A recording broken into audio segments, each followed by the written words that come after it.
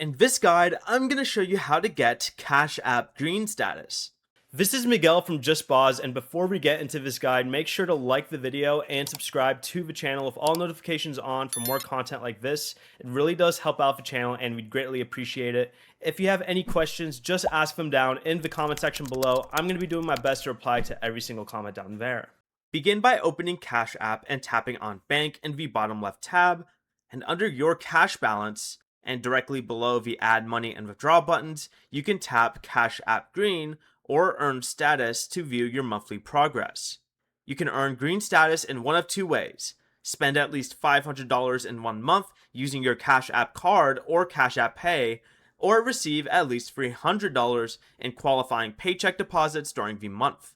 Money added from a linked account does not count, and spending and deposits cannot be combined to meet the requirement.